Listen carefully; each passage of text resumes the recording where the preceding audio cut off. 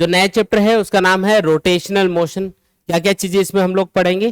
पहली चीज हम पढ़ेंगे सेंटर ऑफ मास के बारे में, दूसरी चीज हम पढ़ेंगे मोमेंट ऑफ इनर्शिया के बारे में, फिर एंगुलर मोमेंटम, टॉर्क, इस टाइप की चीजें हम पढ़ेंगे। तो ये सारी चीजें इस चैप्टर के अंदर हम स्टडी करेंगे। ठीक, तो सबसे पहले इसके अंदर जो पहला टॉपिक है जो हम लोग स्टडी करेंगे वो है सेंटर ऑफ मास। काफी बढ़िया क्वेश्चन बनते हैं इसके ऊपर, काफी इंटरेस्टिंग टॉपिक है। सेंटर ऑफ मास का मतलब क्या होता है? अगर किसी भी बॉडी के सारे मास को एक पॉइंट के ऊपर कॉन्सेंट्रेटेड मान लिया जाए, इकट्ठा मान लिया जाए, तो उस पॉइंट को हम बोलते हैं सेंटर ऑफ मास। अगर कोई यूनिफॉर्म शेप की बॉडी है, कोई यूनिफॉर्म शेप की बॉडी है, तो उसका जो सेंटर ऑफ मास होगा उसके ज्योमेट्रिकल सेंटर के ऊपर होगा। अगर कोई यूनिफॉर्म डेंसिटी की और यूनिफॉर्म शेप की कोई बॉडी है, जैसे एक स्फेयर हो गया, तो उसका सेंटर ऑफ मास कहाँ होगा? उसके सेंटर पे होगा। ठीक है, एक सिलेंडर है, उसका सेंटर ऑफ मास कहाँ होगा? तो जहां पे उसका ज्योमेट्रिकल सेंटर है, ज्योमेट्री के हिसाब से जहां पे आप उसका सेंटर नजर आता है आपको, वहीं पे उसका सेंटर ऑफ मास होगा। एक स्क्वायर प्लेट है, उसका जहां पे दोनों डायगोनल्स इंटरसेक्ट करेंगे वो पॉइंट क्या होगा? उसका सेंटर ऑफ मास होगा, है ना। ऐसे कोई रिंग है, उसका सेंटर ऑफ मास का होगा, बीच में होगा एकदम। तो जितने भी यूनिफॉर्म शेप के ऑब्जेक्ट होते हैं उनका सेंटर ऑफ मास हमेशा उनके ज्योमेट्रिकल सेंटर के ऊपर होता है। जो सेंटर ऑफ मास है वो बॉडी के अंदर भी हो सकता है और बॉडी के बाहर भी हो सकता है। किसी बॉडी का सेंटर ऑफ मास उसके बाहर भी हो सकता है। जैसे एक सॉलिड स्फीयर है, मान लो, उसका सेंटर ऑफ मास का होगा उसके सेंटर पे होगा, तो वो तो बॉडी के अंदर ही है। लेकिन अगर एक रिंग है, सपोज करो एक सर्कुलर रिंग है, उसका सेंटर ऑफ मास का होगा उसके सेंटर पे होगा, तो रिंग का जो सेंटर है वो तो रिंग से बाहर हो गया ना, रिंग से तो बाहर ही है वो। इसका मतलब अगर कोई भी बॉडी ऐसी है, मतलब कोई भी बॉडी कैसे भी हो शेप में, उसका सेंटर ऑफ मास उसके अंदर भी हो सकता है और उसके बाहर भी हो सकता है, दोनों जगह हो सकता है। तो ये अगर क्वेश्चन पूछा जाए तो दिमाग में ये नहीं रखना है कि सेंटर ऑफ मास है तो बॉडी के अंदर ही होगा, ऐसे जरूरी नहीं है, बॉडी के बाहर भी सेंटर ऑफ मास हो सकता है। ठीक है, कोई भी बॉडी हो अगर वो यूनिफॉर्म शेप की है तो उसको देख के आप इजीली बता सकते हो कि सेंटर ऑफ मास का होगा उसके सेंटर पे होगा। जैसे एक एग्जांपल देता हूं, मान लो कि एक यूनिफॉर्म शेप की और यूनिफॉर्म डेंसिटी की कोई रोड है, ये कोई मेटल की रोड है सपोज करो, तो इसका जो सेंटर ऑफ मास है वो कहाँ होगा? तो इसका ज्योमेट्रिकल सेंटर कहाँ पे? एकदम बीचों बीच। जैसे ये एल लेंथ की अगर ये रोड है तो एक सिरे से L/2 डिस्टेंस पे क्या होगा? इसका सेंटर ऑफ मास होगा, ये इसका सेंटर ऑफ मास है। लेकिन अगर मान लो कि कोई रोड इस टाइप की है, उसकी शेप कुछ अलग है, मतलब इस टाइप की से मान लेते हैं, ऐसे नॉन यूनिफॉर्म शेप की है, सॉलिड है, ये इधर भारी है ना, ये पूरा सॉलिड है एकदम, तो अब इसका सेंटर ऑफ मास का होगा? तो क्या इसके एकदम बीचों बीच होगा इसका सेंटर ऑफ मास? नहीं, इसका सेंटर ऑफ मास एकदम बीचों बीच नहीं होगा। आप सोचो कहीं कि यहाँ एकदम बीच में होगा, नहीं, इसका सेंटर ऑफ मास जिस साइड में ज्यादा मास है बॉडी का, जिस साइड में ज्यादा मास होता है उस साइड में शिफ्ट हो जाता है हमेशा। तो ज्यादा मास इधर है तो जो सेंट्रल लाइन होगी, ये वाली जो लाइन है, इसके ऊपर एकदम सेंटर पे नहीं होके सेंटर से थोड़ा सा इधर रहेगा, तो इसका सेंटर ऑफ मास ये यहाँ कहीं पे मिलेगा आपको, यहाँ पे एज्यूम कर लेते हैं। तो ये इसका सेंटर ऑफ मास होगा, जिस साइड में ज्यादा मास होगा उधर मास हमेशा, सेंटर ऑफ मास हमेशा शिफ्ट हो जाता है। तो सेंटर ऑफ मास की पोजीशन जब भी आप कैलकुलेट करो तो ये चीज आपको जरूर याद रखनी है कि सेंटर ऑफ मास हमेशा जो सिस्टम है उसमें ज्यादा मास जिस साइड में रहेगा उसके आसपास रहेगा कहीं पे। एक और एग्जांपल देता हूं, जैसे मान लो कि एक स्क्वायर प्लेट है, तो इसका सेंटर ऑफ मास का होगा? तो इसके एकदम जहां पे दोनों डायगोनल्स एक दूसरे को इंटरसेक्ट करेंगे वो पॉइंट क्या होगा? इसका सेंटर ऑफ मास होगा। अब मान लो कि आपने क्या किया, इसका 1/4 पोर्शन ऐसे काट के अलग कर दिया, तो ये वाला पोर्शन आप हटा चुके हो, सिर्फ इतना पोर्शन बचा है। तो अब बताओ इसका सेंटर ऑफ मास कहाँ होगा? तो अभी भी यही होगा क्या सेंटर पे? नहीं, अब ज्यादा मास किधर है? इधर वाली साइड में, इधर वाला तो गायब कर चुके हो आप, हटा चुके हो, तो थोड़ा सा सेंटर ऑफ मास इधर शिफ्ट हो जाएगा, यहाँ कहीं आ जाएगा इसका सेंटर ऑफ मास। ये बात समझ में आई क्या? तो जिस साइड में ज्यादा मास होगा ना उस साइड में सेंटर ऑफ मास शिफ्ट हो जाता है हमेशा। ठीक है, तो ये बेसिक चीजें आपको याद रखनी है। अब कैलकुलेट कैसे करेंगे सेंटर ऑफ मास, उसका फॉर्मूला देखते हैं। जैसे अगर आपको मान लो कोई सिस्टम दे रखा है और सिस्टम के अंदर कुछ पार्टिकल्स हैं, आपको क्या करना है? उसका सेंटर ऑफ मास कैलकुलेट करना है। ठीक है, तो सेंटर ऑफ मास की पोजीशन, वेलोसिटी वगैरह सारी चीजें हम कैलकुलेट करके देखते हैं। मान लो कि एक सिस्टम है जिसके अंदर ये बहुत सारे पार्टिकल्स हैं। पहला वाला जो पार्टिकल इसका मास है m1, दूसरे पार्टिकल का मास m2, तीसरे का m3, ऐसे n पार्टिकल्स है तो इसका मास mn एज्यूम कर लेते हैं। ठीक है, पहला जो पार्टिकल है उसका ओरिजिन के रेस्पेक्ट में हम इस ओरिजिन के रेस्पेक्ट में सेंटर ऑफ मास की पोजीशन बताएंगे, तो इन हर एक पार्टिकल का जो पोजीशन वेक्टर है वो भी इसी पॉइंट के रेफरेंस में देखा जाएगा। तो पहला जो पार्टिकल है जहां पे भी है वो, ये सिस्टम में ये n पार्टिकल्स है, और ये जो पहला पार्टिकल है इसका पोजीशन वेक्टर है मान लो r1। क्या है इसका position vector? r1। Position vector मतलब ओरिजिन के रेस्पेक्ट में किसी भी पॉइंट की या किसी भी पार्टिकल की पोजीशन बताने वाला वेक्टर, उसको बोलते हैं पोजीशन वेक्टर। और पोजीशन वेक्टर हमेशा ओरिजिन से ड्रॉ किया जाता है और उस पॉइंट की तरफ या उस पार्टिकल की तरफ ड्रॉ किया जाएगा जिसका पोजीशन वेक्टर हमको कैलकुलेट करना होता है। जैसे इस पार्टिकल का पोजीशन वेक्टर निकालना है तो ओरिजिन से इस पॉइंट की तरफ एक वेक्टर ड्रॉ कर दो, इसी को बोलेंगे पोजीशन वेक्टर r2। ये सेकंड पार्टिकल का पोजीशन वेक्टर है। ऐसे थर्ड पार्टिकल का पोजीशन वेक्टर ये हो जाएगा, इसको r3 बोल देंगे। ठीक है, ये nth पार्टिकल है तो इसका पोजीशन वेक्टर ये हो जाएगा, rn बोल देंगे इसको। तो इस तरीके से आपको पोजीशन वेक्टर फाइंड करना है, कर लोगे। हर एक पार्टिकल का पोजीशन वेक्टर हमने फाइंड कर लिया। अब हमें इस सिस्टम का, ये जो पूरा सिस्टम है इसका कैलकुलेट करना है सेंटर ऑफ मास। ये एक सिस्टम है मान लो इस टाइप का, तो ये जो सिस्टम है इसका सेंटर ऑफ मास हमको फाइंड करना है कि इसका सेंटर ऑफ मास कहां पे है। तो उसके लिए सेंटर ऑफ मास का जो पोजीशन वेक्टर है उसका फॉर्मूला होता है RCM equal to m1r1 plus m2r2 plus m3r3। ऐसे ये जो टर्म्स आ रही है इनको मोमेंट्स बोलते हैं। क्या बोलते हैं इनको? मोमेंट्स। तो हर एक जो पार्टिकल है उसका मोमेंट आपको कैलकुलेट करना है। m1r1 मतलब मास इनटू उसका जो पोजीशन वेक्टर है ना, उन दोनों को मल्टीप्लाई करके जो मोमेंट बोला जाता है। तो हर एक पार्टिकल का मोमेंट हम कैलकुलेट करेंगे, उसको ऐड करेंगे। ठीक है, जैसे n पार्टिकल से तो mn rn तक ऐसे आपको करते जाना है। फिर पूरे सिस्टम के मास से उसको डिवाइड कर देंगे, m1 प्लस m2, ये जितने भी पार्टिकल हैं इन सबका मास कैलकुलेट कर लो, ऐड कर लो मतलब, और ऐड करके इन मोमेंट्स के सम को उससे डिवाइड कर दो। तो अपने पास क्या आ जाएगा? हमको इस सिस्टम का पोजीशन वेक्टर मिल जाएगा, सेंटर ऑफ मास का पोजीशन वेक्टर मिल जाएगा मतलब। ठीक है, तो इस सिस्टम का जो सेंटर ऑफ मास है उसका पोजीशन वेक्टर का फॉर्मूला होगा m1r1 प्लस m2r2 प्लस, इस तरीके से करते जाएंगे। अब ये कितने भी पार्टिकल्स हो सकते हैं तो उस फॉर्मूला उसके अकॉर्डिंग लिखेंगे। मान लो 2 पार्टिकल सिस्टम है, सिर्फ 2 ही पार्टिकल है m1 और m2। ठीक है, तो उसके लिए m1r1 plus m2r2 divided by m1 plus m2 करना है। 3 पार्टिकल है तो 3 टर्म आ जाएंगे ऊपर और नीचे, ऐसे बढ़ाते जाएंगे फॉर्मूले को। तो ये आ गया सेंटर ऑफ मास फाइंड करने का फॉर्मूला। ये काफी इंपॉर्टेंट है। कई बार क्या होगा, आपको पोजीशन वेक्टर नहीं देके आपको कोऑर्डिनेट दे रखे होंगे कि जो पहला पॉइंट है जहां पे पहला मास रखा हुआ है उसके कोऑर्डिनेट है x1 y1 z1। दूसरा जो पार्टिकल है जहां पे रखा हुआ है उसके कोऑर्डिनेट है x2 y2 z2। ऐसे आपको हर एक पार्टिकल के कोऑर्डिनेट्स दे रखे होंगे और पूछेगा कि बताओ इसका जो सेंटर ऑफ मास है उसका x कोऑर्डिनेट कितना होगा या y कोऑर्डिनेट कितना होगा या z कोऑर्डिनेट कितना होगा। तो बस आपको इतना ही करना है उसमें कि r की जगह x y या z लिखना है। जैसे अगर मैं x cm कैलकुलेट करूं, सेंटर ऑफ मास का x कोऑर्डिनेट कैलकुलेट करूं, तो इसका फॉर्मूला क्या बन जाएगा? m1 x1 plus m2 x2, ऐसे करते जाएंगे जितने भी पार्टिकल्स हैं उनके लिए। ठीक है, divided by m1 plus m2 plus and so on, जितने भी पार्टिकल है उसके लिए इस फॉर्मूले को लिखते जाओ। ऐसे ही आपको अगर YCM फाइंड करना है, मतलब जो सेंटर ऑफ मास है उसका y कोऑर्डिनेट फाइंड करना है, तो बस x को रिप्लेस कर दो y से। तो फॉर्मूला क्या बनेगा? m1 y1 plus m2 y2, इस तरीके से करते जाएंगे, divided by m1 plus m2 plus m3। ये करना है, कर लेंगे ऐसे।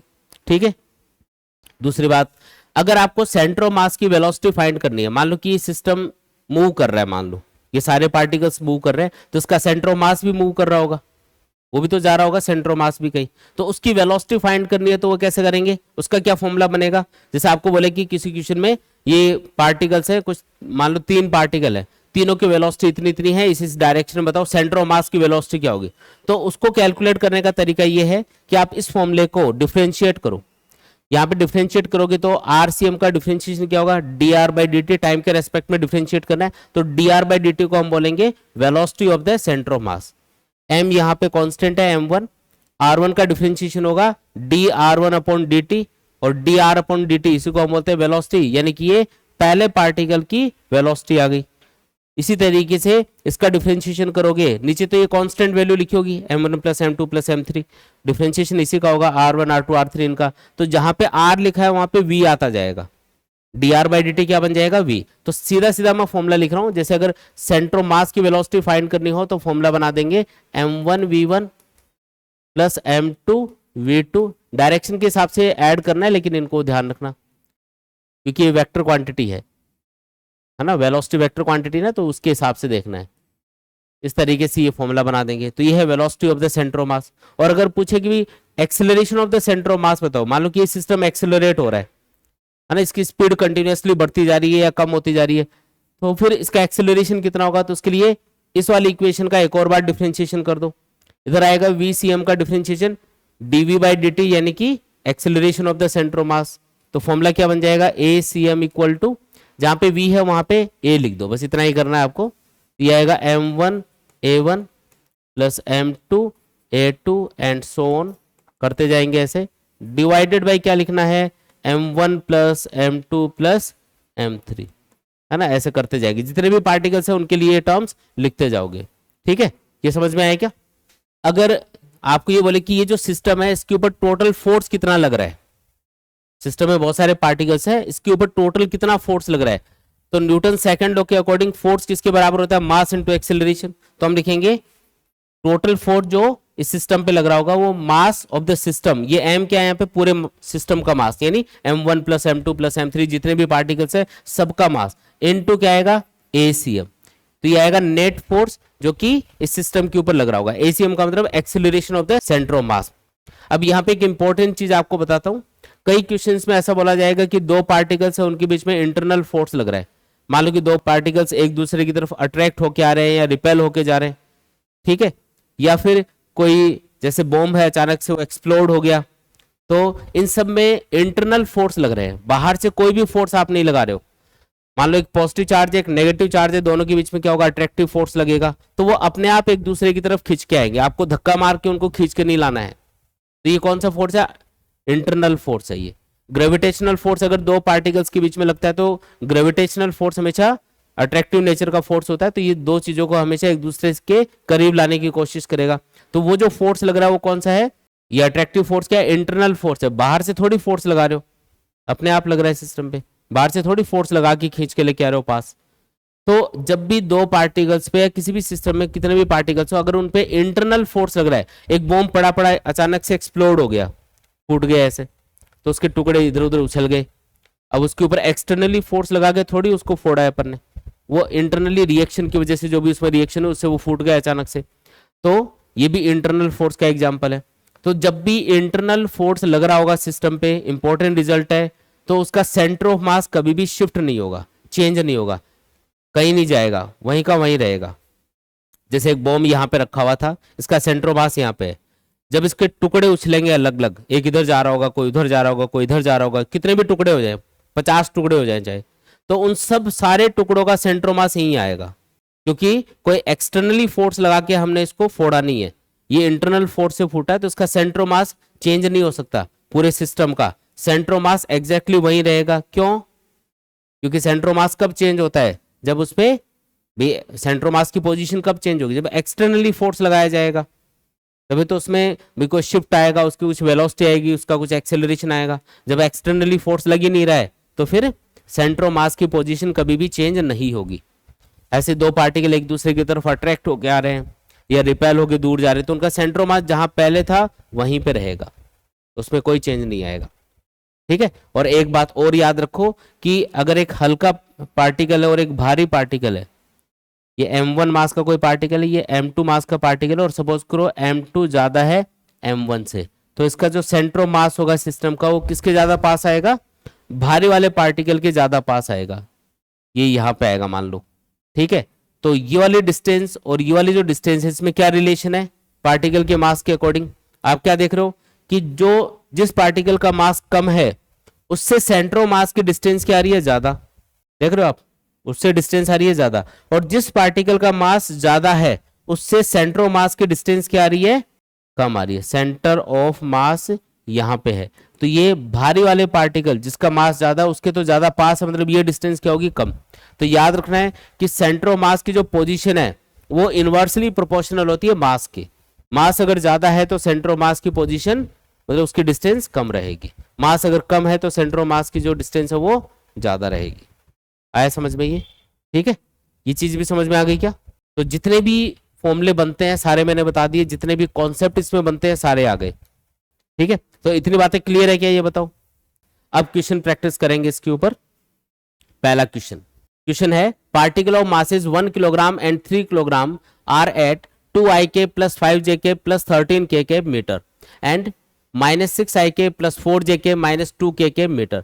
What is the position vector of their centre of mass. अब आपको सिंपली देखो कितना आसान क्वेश्चन है, दोनों पार्टिकल का मास दे रखा है और दोनों पार्टिकल्स का पोजीशन वेक्टर भी बता रखा है, मतलब r1 और r2 वेक्टर बता रखे हैं और आपको सेंटर ऑफ मास उसका पोजीशन वेक्टर पूछा जा रहा है। तो कौन सा फॉर्मूला यूज करना है इसमें बताओ? सेंटर ऑफ मास का जो पोजीशन वेक्टर है उसका फॉर्मूला होता है m1 r1 plus m2 r2 divided by m1 plus m2। भाई टू, अगर इसमें दो ही पार्टिकल है सिस्टम में तो सिर्फ दो ही टर्म आपको लिखनी है, बस वैल्यू पुट करके सॉल्व कर दो इसको।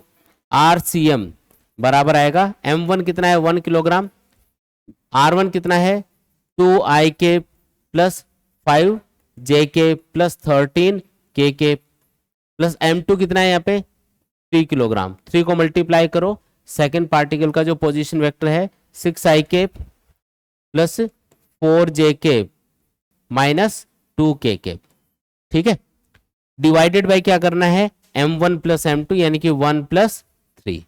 देख लो क्या रहा आंसर। ik वाले टर्म को एक साथ ऐड करेंगे, ये 2 ये देखो 1 से मल्टीप्लाई करना पूरे को तो ये रहेगा, 3 से मल्टीप्लाई करेंगे तो ये बन जाएगा -18, 2 माइनस कर दो तो ये आएगा माइनस का 16 ik। ये jk वाली टर्म है तो 5jk, इधर क्या आएगा 3 इंटू 4 यानी कि 12jk, तो ये आएगा 17jk के बराबर।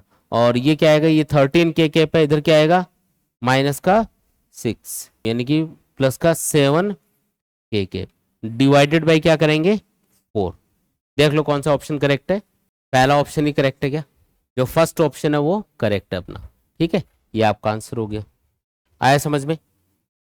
तो एक तो इस टाइप का फॉर्मूला बेस्ड क्वेश्चन बनेगा जिसमें आपको पोजीशन वेक्टर पार्टिकल्स के बता रखे होंगे, आपको सिंपली क्या करना है फॉर्मूला यूज करना है, उसमें वैल्यूज पुट करनी है और सॉल्व करना है। ठीक है,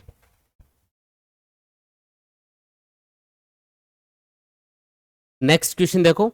the centre of mass of A system of two particles of masses m1 and m2 is at a distance d1 from mass m1 and at a distance d2 from mass m2 such that। अब इनमें से कौन सा option correct है वो आपको पता करके बताना है। ये बोला कि ये कोई m1 मास है, ये कोई m2 मास है।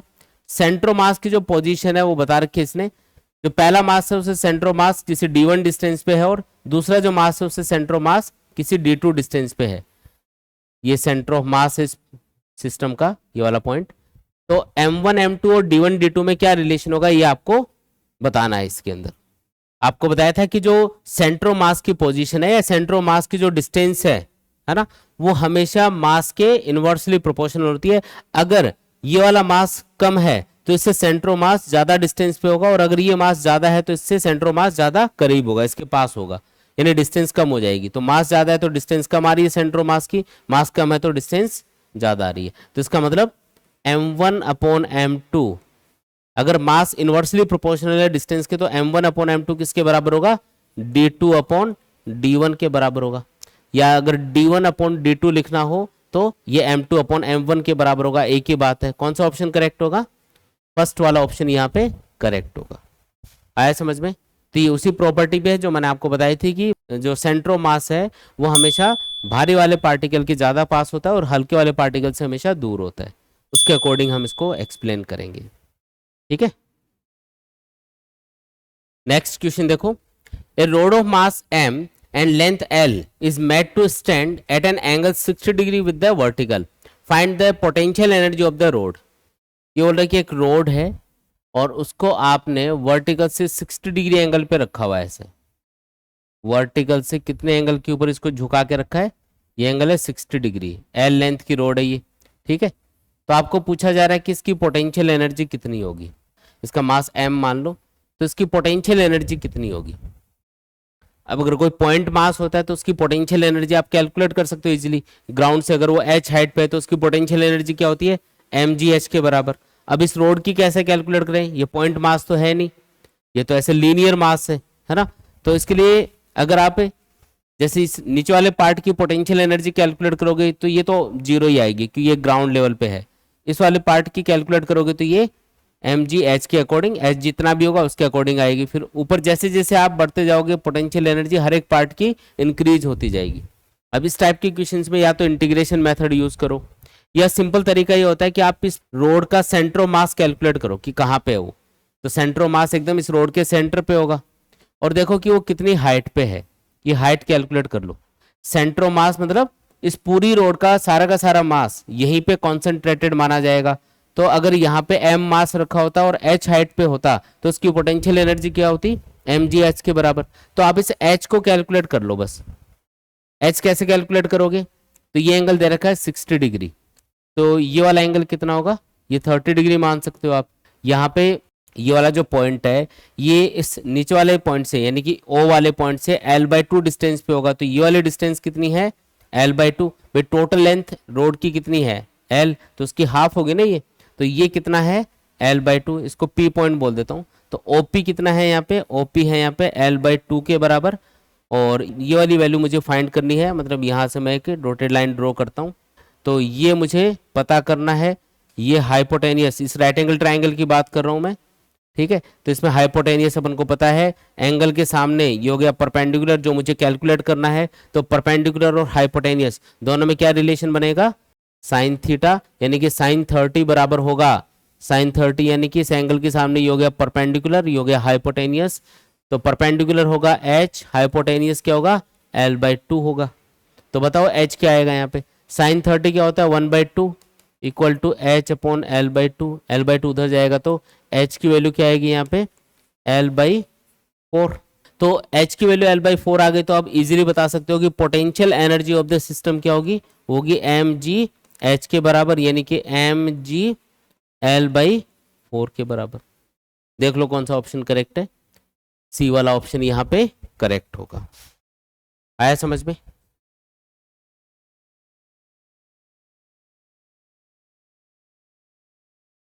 अगला क्वेश्चन देखो, two objects of masses 200 gram and 500 gram having velocities 10 ik meter per second and 3 ik plus 5 jk meter per second respectively.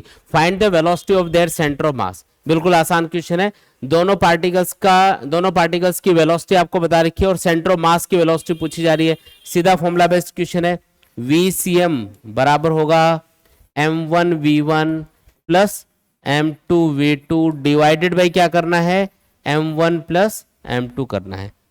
Values put करके सॉल्व कर लो। VCM बराबर आएगा, m1 कितना है 100 ग्राम, नहीं 200 ग्राम, m1 कितना है 200 ग्राम, v1 कितना है 10 ik, ठीक है, प्लस m2 कितना है 500 ग्राम और v2 कितना है, v2 आपको दे रखा है 3 ik plus 5 jk divided by क्या करेंगे m1 प्लस m2 यानी कि 200 प्लस 500। ये 2 जीरो तो उड़ा ही देते हैं, थोड़ा सा इजी हो जाएगा। ये हो गया 35 ik plus 25 jk divided by क्या आएगा 2 प्लस 5 यानी कि 7। थोड़ा और सॉल्व कर सकते हो, 5 ik प्लस 25/7 jk, ये अपना फाइनल आंसर होगा। तो बी वाला ऑप्शन यहाँ पे करेक्ट है। जो सेंटर ऑफ मास है उसकी वेलोसिटी क्या होगी 5 ik प्लस 25/7 jk।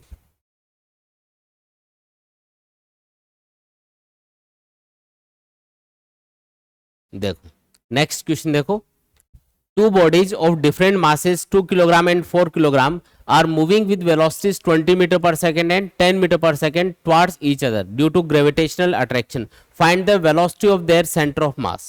तो उनका जो सेंटर ऑफ मास है उसकी वेलोसिटी बतानी है। दो बॉडीज हैं, एक का मास कितना है 2 किलोग्राम और दूसरे का कितना है 4 किलोग्राम। ये दोनों एक दूसरे की तरफ आ रही हैं म्यूचुअल ग्रेविटेशनल अट्रैक्शन फोर्स की वजह से। पहली बॉडी की वेलोसिटी है 20 मीटर पर सेकेंड, ये v1 आपको दे रखा है, और दूसरी बॉडी की जो वेलोसिटी है वो आपको दे रखी है 10 मीटर पर सेकेंड, और इनके सेंटर ऑफ मास की वेलोसिटी आपको पूछी जा रही है। क्वेश्चन समझ में आया क्या? यहाँ पे कौन सा फोर्स लग रहा है इन दोनों बॉडीज के ऊपर, ग्रेविटेशनल फोर्स, जिससे ये एक दूसरे की तरफ खींच के आ रही है। क्या ये कोई एक्सटर्नल फोर्स है या इंटरनल फोर्स है? इंटरनल फोर्स लग रहा है दोनों बॉडीज पे।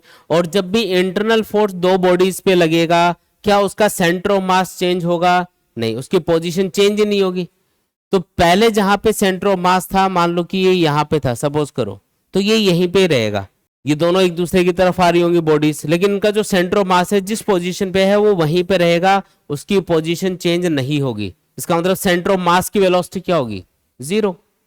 भाई जब वो पोजीशन ही चेंज नहीं कर रहा है तो उसकी वेलोसिटी क्या है बताओ? जीरो।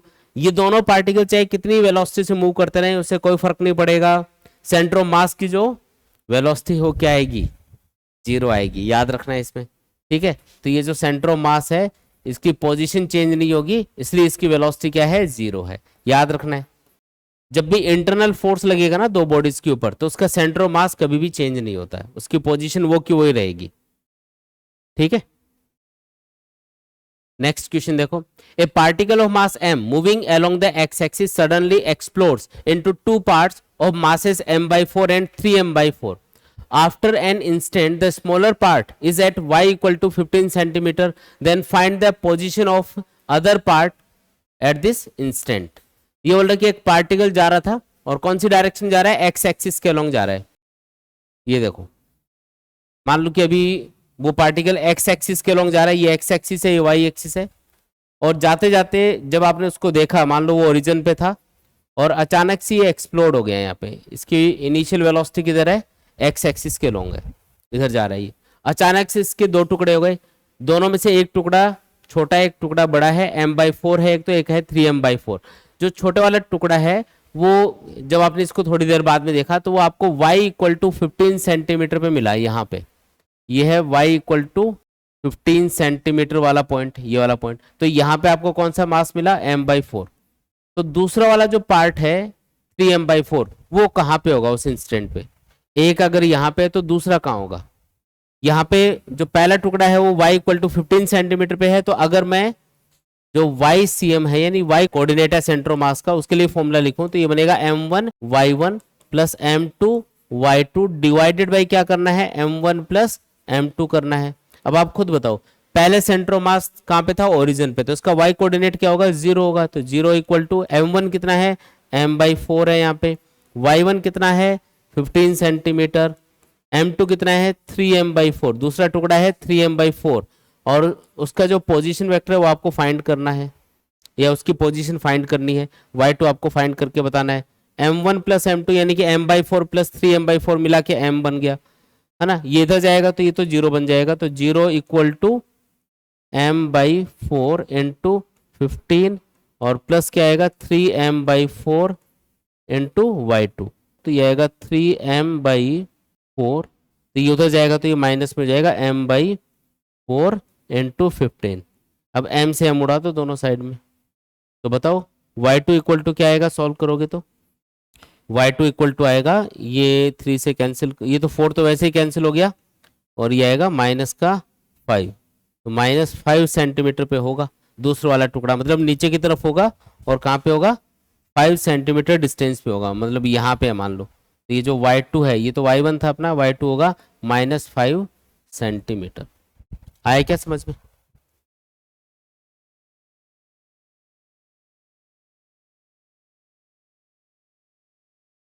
नेक्स्ट क्वेश्चन देखो, find the coordinates of the centre of mass of the given triangle. आपको एक ट्रायंगल दिखा रखा है, ट्रायंगुलर शीट है ये कोई, आपको इसका सेंटर ऑफ मास पता करना है।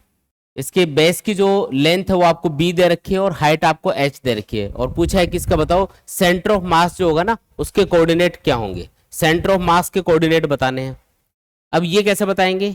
तो इस टाइप का क्वेश्चन जब भी आए, कोई भी शीट दे रखी हो, अलग अलग शेप की कोई भी शीट हो सकती है, तो उसमें एक सिंपल तरीका आपको काम में लेना है जिससे आप इजीली इस शीट का जो सेंटर ऑफ मास है वो कैलकुलेट कर पाओगे। क्या करना है? सबसे पहले हम इसके जो कॉर्नर्स होंगे वहां पे इक्वल मास एज्यूम कर लेंगे। जैसे यहाँ पे हमने एक मास एज्यूम कर लिया m, यहाँ पे एक मास एज्यूम कर लिया m, यहाँ पे एक मास एज्यूम कर लिया m। इक्वल मास हमको इसके कॉर्नर्स पे एज्यूम करने हैं। कर लिए ये काम। उसके बाद में ये मास जहां जहां पे रखे गए हैं उन पॉइंट्स के कोऑर्डिनेट आपको पता करने हैं। जैसे ये वाला जो मास है ये कहाँ पे रखा है, ये तो ओरिजिन पे रखा है, एक्स एक्सिस और वाई एक्सिस जहाँ पे काट रही है, तो इसके कोऑर्डिनेट क्या होंगे 0,0। फिर ये वाला जो पॉइंट है इसके कोऑर्डिनेट क्या होंगे, तो ये एक्स एक्सिस पे ओरिजिन से कितना दूर है, बी डिस्टेंस पे, तो इसका एक्स कोऑर्डिनेट होगा बी। और एक्स कोऑर्डिनेट एक्स एक्सिस के ऊपर वाई कोऑर्डिनेट हमेशा 0 होता है, तो इस पॉइंट के कोऑर्डिनेट क्या हो गए b,0। आया समझ में। इसी तरीके से ये वाला जो पॉइंट है ये वाई एक्सिस के ऊपर है, और वाई एक्सिस के ऊपर एक्स कोऑर्डिनेट हमेशा 0 होता है, तो इस पॉइंट के कोऑर्डिनेट आएंगे 0, और वाई एक्सिस पे ओरिजिन से कितना दूर है, h हाइट पे है, तो 0,h ये इसके कोऑर्डिनेट हो गए। तो आपको क्या करना है, जो भी आपको शीट दे रखी हो सबसे पहले उसके कॉर्नर्स पे हमको एक मास एज्यूम कर लेना है, एम एम एम ऐसे, और उसके बाद में हर एक मास का आपको कोऑर्डिनेट पता करना है, इजीली आप पता कर लोगे, ठीक है। उसके बाद में आपको जो सेंट्रो मास है उसके कोऑर्डिनेट पता करने हैं इन तीनों मासेस के लिए, वो इस शीट का सेंट्रो मास होगा, है ना। इस शीट के जो सेंट्रो मास के कोऑर्डिनेट है वो वही होंगे जो इन तीनों पार्टिकल्स के जो सेंट्रो मास है उसके कोऑर्डिनेट होंगे। कैसे कैलकुलेट करना है अब इसको, तो सिंपली जैसे मुझे एक्स कोऑर्डिनेट फाइंड करना है सेंट्रो मास का, तो एक्स सी एम बराबर होगा m1 x1 plus m2 x2 plus m3 x3 divided by क्या करना है m1 plus m2 plus m3। तो सॉल्व कर लेते हैं इसको, एक्स सी एम क्या आएगा m1, अब जैसे इसको पहला मास एज्यूम कर लेते हैं, ये सेकंड मास है, ये थर्ड मास है, ठीक है। तो बताओ m1 कितना है, m के बराबर, x1 कितना है 0, x कोऑर्डिनेट 0 है ना इसका, प्लस m2 कितना है m, और इसका x कोऑर्डिनेट कितना है b के बराबर, प्लस m3 कितना है m के बराबर और x कोऑर्डिनेट कितना है 0, डिवाइडेड बाय क्या करेंगे m1 plus m2 plus m3 यानी कि m plus m plus m। Answer क्या आएगा, ये आएगा m b/3m, यानी कि सॉल्व करने पे आएगा b/3। तो ये x कोऑर्डिनेट आ गया, और ऐसे आपको y कोऑर्डिनेट फाइंड करना है, तो YCM के लिए सेम फॉर्मूला चिपकाएंगे, बस x की जगह y लिखेंगे, तो फॉर्मूला बनेगा m1 y1 plus m2 y2 plus m3 y3 divided by m1 plus m2 plus m3। मैं सीधी वैल्यू पुट कर रहा हूँ, m1 m के बराबर है, और पहला जो पार्टिकल है उसका y कोऑर्डिनेट है 0, दूसरा पार्टिकल है m मास का जिसका y कोऑर्डिनेट 0 है, तीसरा पार्टिकल है m मास का जिसका y कोऑर्डिनेट h के बराबर है, डिवाइडेड बाई आएगा m प्लस m यानी कि 3m। तो आंसर आएगा सॉल्व करने पे, ऊपर तो बनेगा mh, नीचे बनेगा 3m, यानी कि आंसर आएगा h/3। तो जो सेंट्रो मास है ना इस शीट के, जो इस शीट का सेंट्रो मास है उसके x और y कोऑर्डिनेट क्या क्या होंगे, तो होंगे b/3 और h/3। कौन सा ऑप्शन करेक्ट है यहाँ पे, फर्स्ट वाला ही ऑप्शन करेक्ट है। जो सेंट्रो मास होगा इस शीट का, मान लो यहाँ पे है कहीं पे सेंट्रो मास, तो इसके कोऑर्डिनेट आ रहे हैं अपने पास में b/3 और y कोऑर्डिनेट आ रहा है h/3 के बराबर। ये अपना आंसर हो गया। आया समझ में, आसान है एकदम।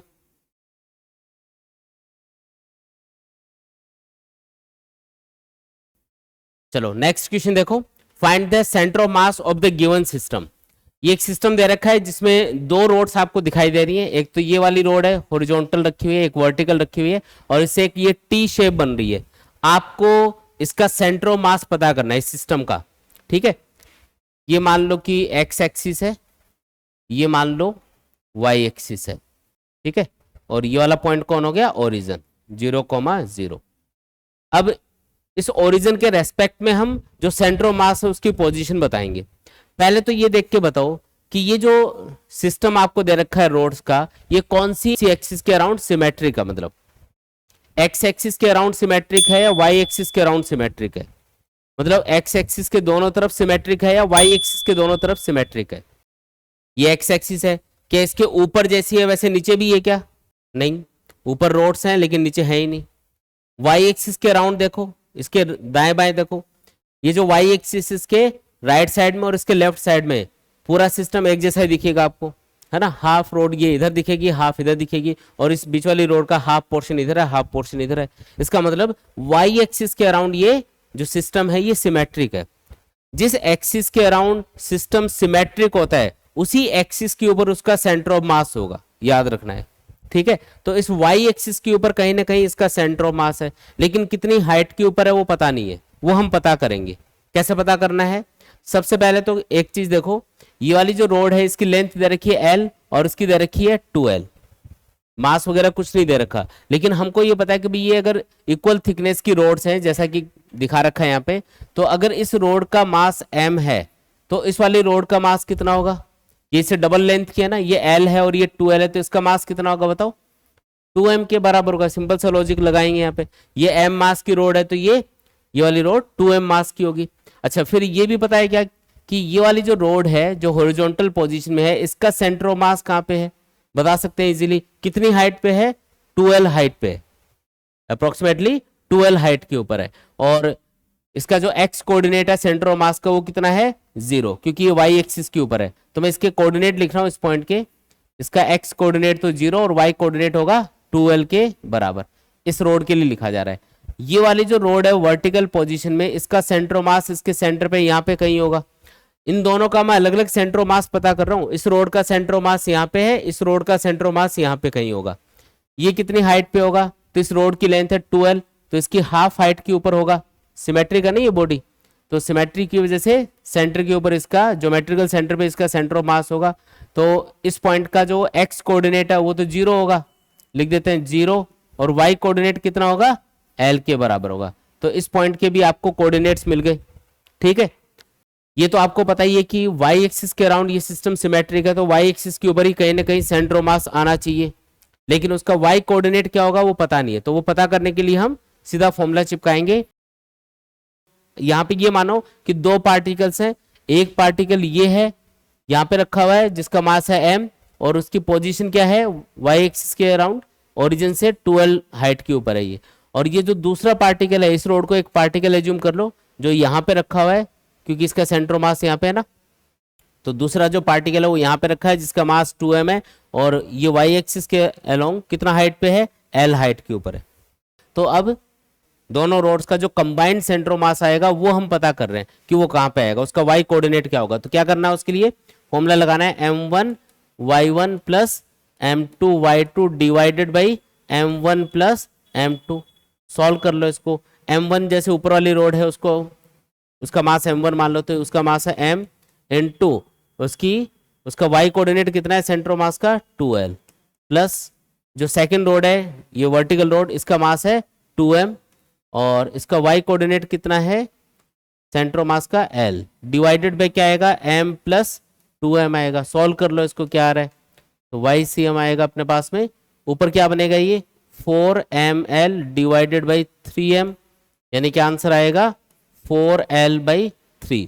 मतलब ओरिजिन से 4L/3 हाइट के ऊपर, ओरिजिन से 4L/3 सेंटर से थोड़ा ऊपर जाएगा ये पॉइंट, वहां पे इसका सेंटर ऑफ मास होगा। जैसे अगर मैं यहाँ पे दिखाऊं तो ये करीब यहाँ पे आएगा कहीं पे। ठीक है, तो ये है इसका सेंटर ऑफ मास, जिसके कोऑर्डिनेट क्या होंगे? x कोऑर्डिनेट तो 0 और y कोऑर्डिनेट होगा 4L/3। तो ये है पूरे सिस्टम का सेंटर ऑफ मास। बोलो आया क्या समझ में? इस टाइप का जब भी आपको कोई डायग्राम दे रखा हो, सिंपली एक काम करना है। यहाँ पे दो रोड्स दिखा रखी है, दो से ज्यादा भी हो सकती हैं, तो हर एक रोड का या हर एक ऑब्जेक्ट का अलग अलग सेंटर ऑफ मास देख लो कहाँ कहाँ पे, उसके कोऑर्डिनेट्स देख लो, और उसके बाद में फिर combined centre of mass calculate कर लो। उसका इजीली कर सकते हैं हम।